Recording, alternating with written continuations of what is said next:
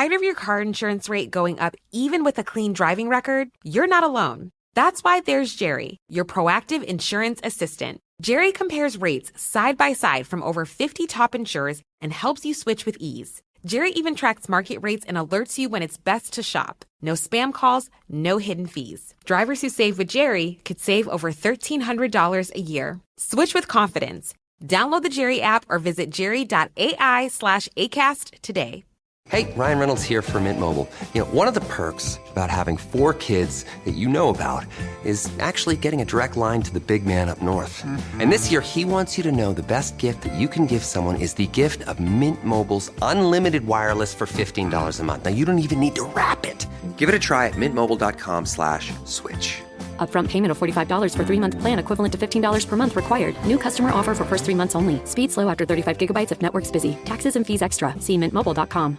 A lot of supplement brands chase trends, but if you're serious about your health, we know research-backed science is what actually moves the needle. Momentous works with the best brains in human science to create every formula, and every batch is made of pure ingredients, tested for safety, and does not contain fillers. So you get the best long-term results possible. Creatine isn't just for muscle gains, it's essential daily fuel for your brain, body, and long-term performance. Momentous CreaPure Creatine is backed by leading performance experts like Dr. Andrew Huberman and Dr. Stacy Sims. Sourced exclusively in Germany, CreaPure sets the gold standard for creatine, delivering the purest form, creatine monohydrate, that's rigorously washed and never cut with fillers. With over 2,000 5-star reviews, over 112,000 customers have seen the results firsthand. With Momentous, the fundamentals are done right. Right now, Momentous is offering our listeners up to 35% off your first subscription order with promo code ACAST. Go to livemomentous.com and use promo code ACAST for up to 35% off your first subscription order.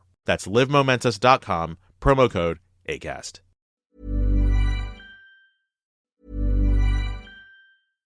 This holiday, Verizon is helping you bundle up incredible gifts and savings. You'll get the latest phone with the new line on My Plan, and a brand new smartwatch and tablet. No trade-in needed, even on our lowest price plan. That's 2 gifts for your family and 1 for you. Or 2 for you and 1 for someone else. Or 3 gifts for you and only you. Either way, you save big on 3 amazing gifts at Verizon. All on the best 5G network. Visit Verizon today. Rankings based on Root Metric Root Score report dated 1/8/2025. Your results may vary. Service plan required for watch and tablet. Additional terms apply. Most people overpay for car insurance, not because they're careless, but because switching feels like too much hassle. That's why there's Jerry, your proactive insurance assistant. Jerry compares rates side by side from over 50 top insurers and helps you switch with ease. Jerry even tracks market rates and alerts you when it's best to shop. No spam calls, no hidden fees. Drivers who save with Jerry could save over $1,300 a year. Switch with confidence. Download the Jerry app or visit jerry.ai/ACAST today.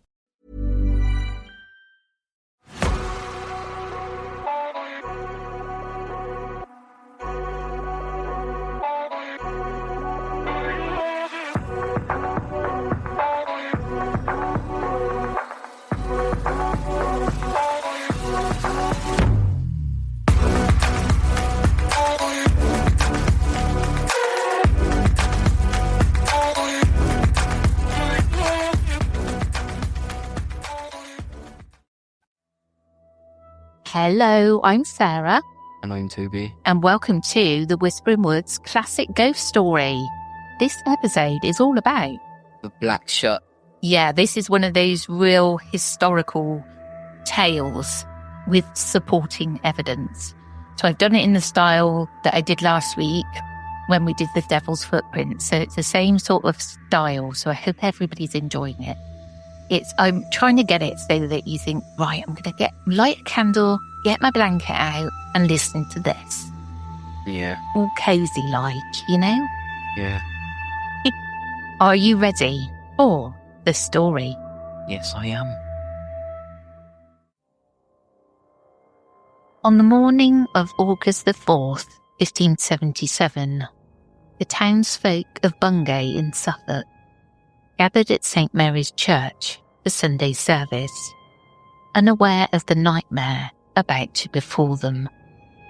The summer sky grew unnaturally dark as Mass began. Soon, a ferocious storm rolled in. In an age when a single lightning strike could ignite timber thatch and destroy a whole village, such tempests were feared as harbingers of divine wrath or worse. Thunder boomed over the church's tower and candlelight quavered in the sudden gloom. Inside the ancient stone church, dozens of worshippers knelt in prayer, flinching at each crash from the heavens. Some whispered pleas for mercy, their voices drowned by the howling wind. Others cast nervous glances toward the tall wooden doors, as if dreading what might burst through. Amid the tumult, a few recalled old folk tales of a demonic black hound said to haunt the countryside, a satanic black hound long rumoured to roam East Anglia. Some even muttered the name Black Shuck, the devil's own dog of the storm. Within St. Mary's dark nave, the congregation clung to faith as the tempest raged. Rain lashed the stained glass windows, and a thunderclap rattled the foundation. The parish priest's steady voice tried to lead a song, but was cut off by a sudden, blinding flash of lightning that illuminated the church interior like daylight. In the glare, something appeared. A massive black shape materialized in the midst of the nave. A split second later, a deafening crack of thunder shook loose dust from the rafters. The heavy doors of the church flew open, as if kicked by an invisible force, and with them came a blast of wind and the silhouette of a great black dog. Gasps and cries rose from the congregation. Suddenly, there appeared in their midst a great black hellhound, an animal larger than any ordinary dog, its fur matted and pitch black, and eyes that glowed like red coals. Some witnesses would later insist it was the devil himself in the form of a dog. For a heartbeat, a stunned silence fell, broken only by the drumming rain. Then the beast moved. With a terrifying snarl, the black hound charged down the aisle. Flames seemed to flicker in its wake. One witness remembered it all down the church in the midst of fire. Screams erupted as the creature bolted among the pews with great swiftness and incredible haste. One moment it was at the back of the church. The next it was barrelling towards the chancel in a streak of dark fur and flame. Panicked parishioners tried to scramble aside or duck down, desperate to avoid the hellish apparition. Amid the chaos, 2 villagers remained frozen in place, still on their knees at prayer as the beast came upon them. The black dog leapt between these 2 terrified souls, and in an instant, both collapsed lifeless to the floor. According to later accounts, the infernal hound passed between 2 persons as they were kneeling, wrung the necks of them both, at one instant clean backward, killing them on the spot. A woman's wail rang out as she realised her husband's eyes had glazed over, his head twisted to an unnatural angle.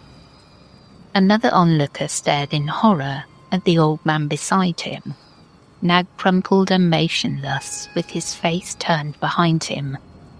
The devil's black dog had snapped their necks without even pausing.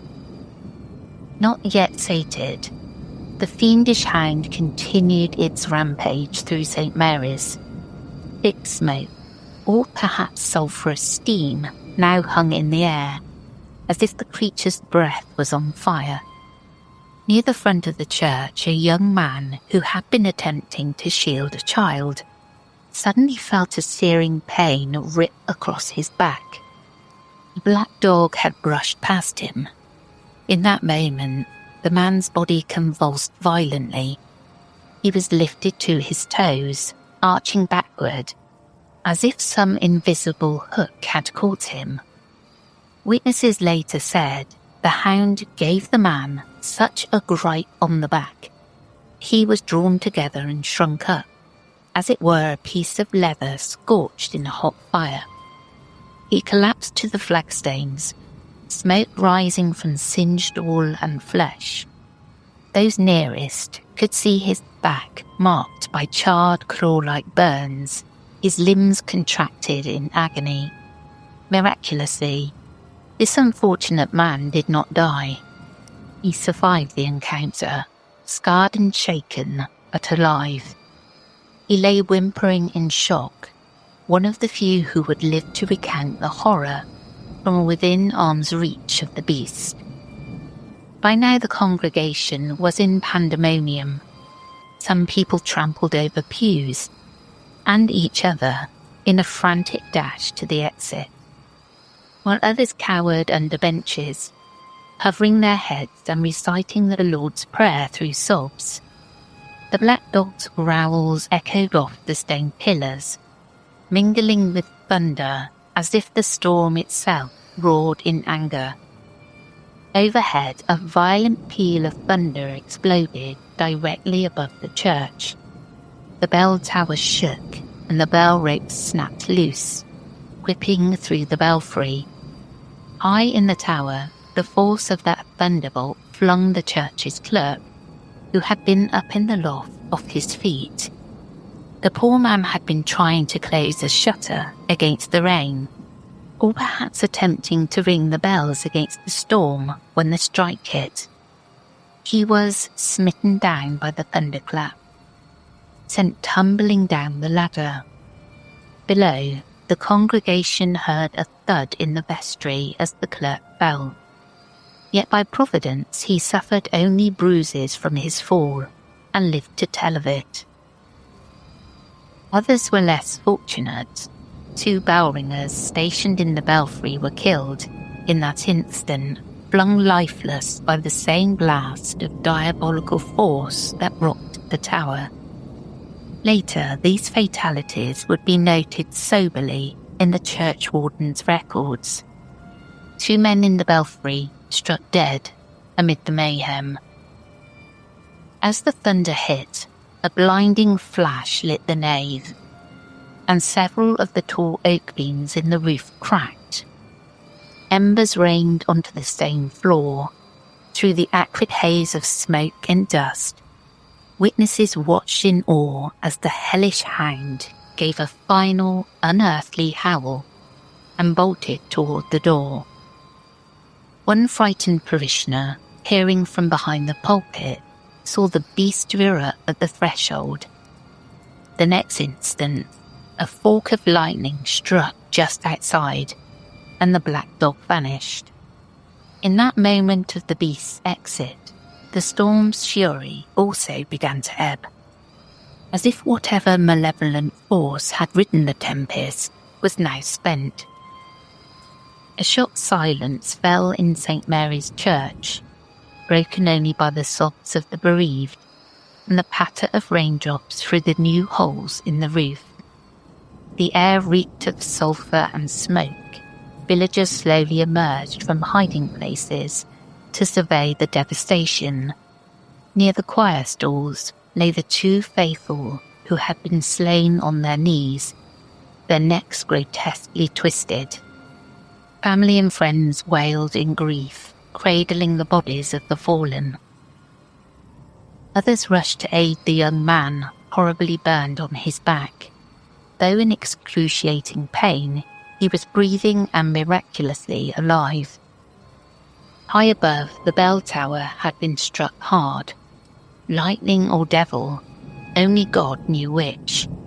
The once proud tower now had fractures in its stone, and the great clock on its face had been shattered. Later it was found that the clock's internal gears, rods and wheels were wrung in sunder and broken in pieces by the violent forces unleashed. The floor was littered with fragments of wood and metal. The carved angel had fallen from the roof, its wooden face charred. Several rafters were split or smouldering, though thankfully no lodge fire took hold. As rain tapered off, the survivors huddled together and gradually made their way outside into the churchyard, many fearing the church itself might collapse. The summer storm began to move off to the east, grumbling as it went, leaving Bungay in a stunned gaze. The normally peaceful churchyard now hosted a scene of misery, families embracing and weeping in the drizzle, injured folk being laid on the grass, prayers of thanksgiving and despair. The priest, white as a sheet, gathered those who remained and led a shaky rendition of the litany, imploring God's protection from lightning and tempest, from plague, pestilence, and the devil. Some of the villagers crossed themselves fervently, convinced that Satan had visited. They spoke of the black dog that tore through the church, an apparition none doubted was the devil in disguise. One elderly woman, still trembling, recalled an old rhyme about a demon hound, reciting bits of it as a prayer against evil. Those who had survived knew they had witnessed something beyond mortal understanding. The bell tower's damage was assessed. Cracks ran down its walls, and 2 scorched corpses, the bellmen, had to be carefully lowered and brought out for Christian burial. Bungay's inhabitants, deeply suspicious like most in Elizabethan England, had no doubt about the cause. To them, the devil had stormed their church in the shape of a monstrous black dog. Yet even as Bungay mourned its dead, another village, not far away, was about to suffer an identical horror that very day. The same tempest that brought the black dog to Bungay did not simply blow over and fade. It gathered itself and lurched eastward, crackling with dark intent. Before the afternoon was through, the hellish monster would appear again, under the boiling skies, in the quiet parish of Blythburgh, 12 miles from Bungay. As the thunderstorm rolled across the flat Suffolk countryside toward the North Sea, it descended upon the village of Blythburgh around midday. The people of Blythburgh, much like those in Bungay, sought refuge from the torrential rain in their church. The Grand Holy Trinity Church, known locally as the Cathedral of the Marshes, the Gothic edifice stood as a sanctuary against worldly peril. On this day, no walls could keep the danger out. The sky blackened and thunder echoed over the fens as the congregation gathered within. Candles lit at midday to push back the darkness. The old wooden doors groaned under the assault of wind. Inside, villagers whispered anxious prayers, flinching at each thunderclap. The atmosphere was thick with dread, but the storm seemed to carry something uncanny in its belly. Some later said a sulphurous smell crept in, even before anything happened. The curate tried to continue the service, voice raised over the storm, but fate would not be so kind. Without warning, a blinding flash and a razor-sharp crack of thunder struck Holy Trinity Church. With a terrific boom, the doors burst open to a blast of lightning, and in bounded a huge black hound, eyes ablaze and fangs bared. Pandemonium instantly swept the pews. All recognised this was no normal dog. An infernal creature had come among them. In an instant it raced through the nave, howling and trailing tendrils of smoke, just as it had in Bungay earlier. an eyewitness, described how the beast burst in through the doors of Holy Trinity Church to a clap of thunder, then ran at the nave past a large congregation with impossible speed.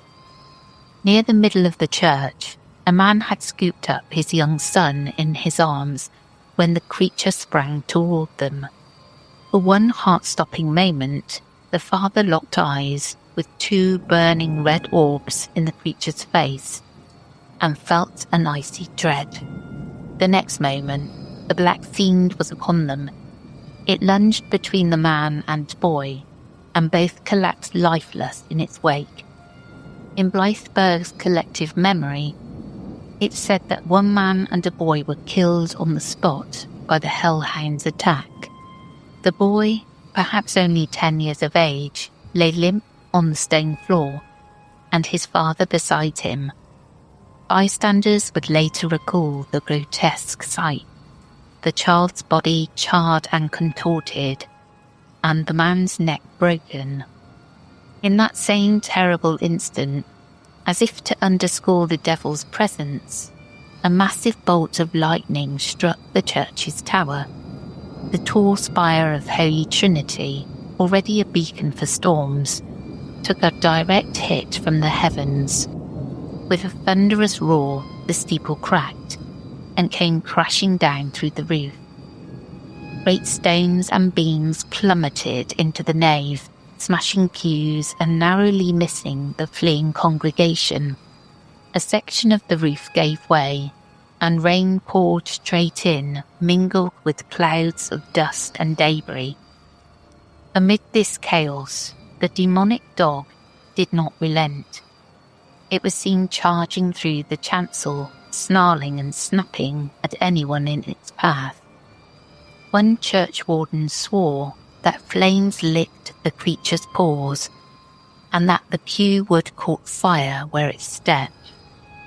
A few brave souls tried to approach with crosses or to call on the name of Jesus to banish it. But within minutes, as quickly as it had arrived, the Black Hound vanished once more. Those who gathered their wits amid the wreckage soon noticed one remnant of the encounter. The north door of Holy Trinity, the door through which the beast had entered and exited, was found to be scarred with blackened burns. On closer inspection, these marks were revealed as deep scorches in the wood, claw-shaped streaks seared into the door's surface. These would later famously be called the Devil's Fingerprints, the scorch marks on the door that can still be seen in Blythburgh to this day. In the immediate aftermath of the Blythburgh attack, the villagers were as stunned and terrified as their neighbours in Bungay. The Sunday service had turned into a scene of carnage. The survivors carried the bodies of the slain man and boy out into the churchyard, where family members wept in disbelief under the clearing sky. The injured were tended as best as possible. Many bore minor burns and cuts from the falling debris. As in Bungay, talk spread quickly that the devil's black dog had visited them.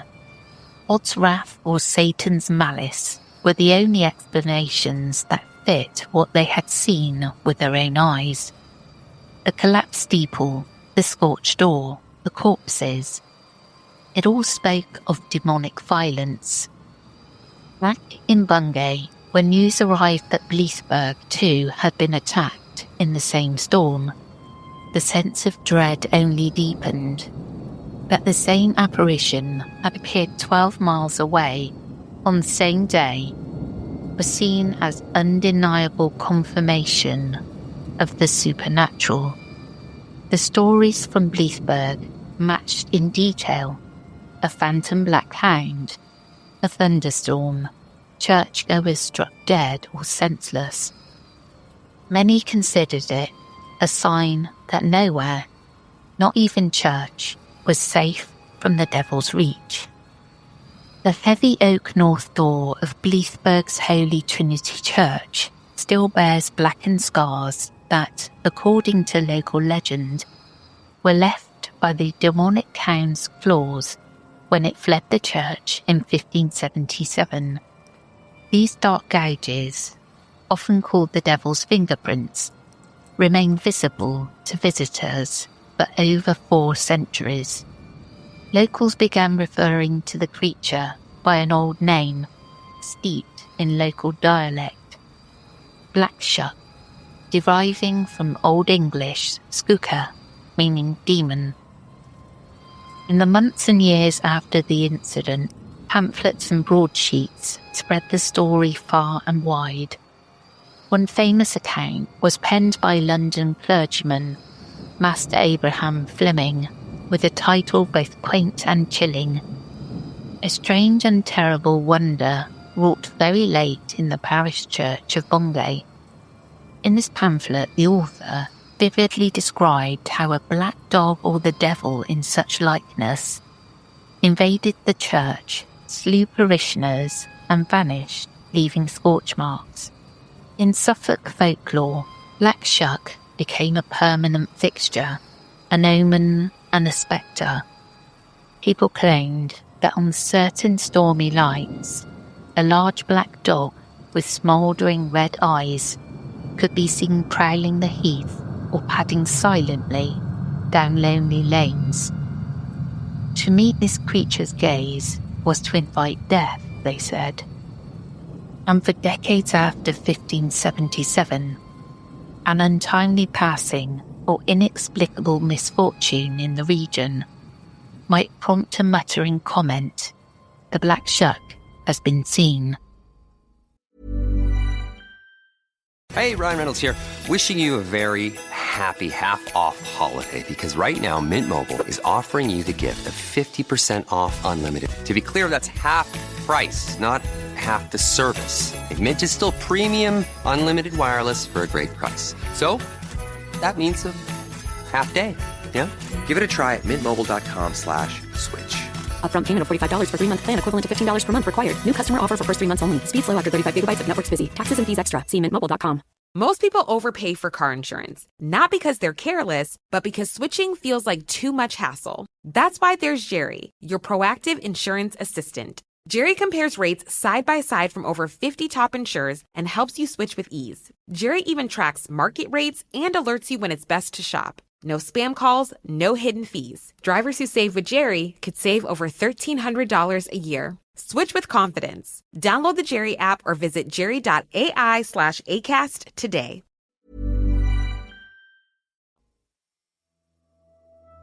Wicked, isn't it? Yeah, mad. Can you imagine? Back in them olden times, you're all huddled together with a massive storm outside, frightened already because you're all really superstitious and God-fearing, and then a massive black dog comes in to 2 churches and kills people. Yeah, that's not on his. And there is, On the House of God. and there are pamphlets about this and when it happened. They're like newspaper reports, but they're in these kind of pamphlets written with really old English. And I just love it, the history there. And the proof, because it has to be, it's been proved that this happened. I sounded really posh then, didn't I? It's been proved that it really happened. Yeah, alright. Well, that's the end of this episode. I hope you enjoyed and catch up with you again soon. We will indeed. I'll catch you again tomorrow for the Reddit and listener story episode. And then Toby will be back again on Thursday for the extra. Take care, everyone. Goodbye.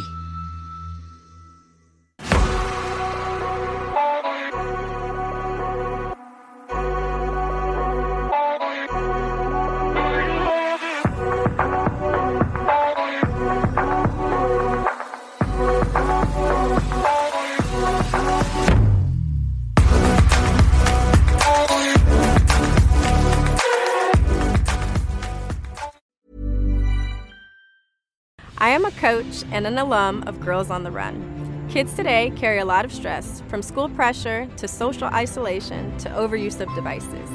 We create a space where girls can connect, build confidence, and learn skills like managing emotions, setting goals, and speaking up. Each child's experience is different, and families need support. I'm proud to be part of a comprehensive solution to youth mental health. Get involved today at EmpowerOurFutureCoalition.com. If you're a smoker or vapor ready to make a change, you really only need one good reason. But with Zyn nicotine pouches, you'll discover many good reasons. Zyn is America's #1 nicotine pouch brand. Plus, Zyn offers a robust rewards program. There are lots of options when it comes to nicotine satisfaction, but there's only one Zyn. Check out zyn.com/find to find Zyn at a store near you. Warning, this product contains nicotine. Nicotine is an addictive chemical. You know you've reached peak couple energy when your undies match. MeUndies Match Me has you both covered, literally, in super soft ultra-modal undies, socks, PJs, and loungewear. Festive prints? Check. Cozy vibes? Double check. And right now, it's deal season. Get up to 50% off site-wide for Black Friday and Cyber Monday. Take your couple game to the next level with MeUndies Match Me. To get deals up to 50% off, go to MeUndies.com/ACAST. Enter promo code ACAST. That's MeUndies.com/ACAST. Code ACAST. The stories told on the Whispering Woods are inspired by historical records, witness reports, and local folklore. While every effort is made to research and represent events accurately, some details, names, and locations may differ from official accounts or have been changed out of respect for those involved. These episodes are created for storytelling and entertainment purposes and should not be considered definitive fact or investigative journalism.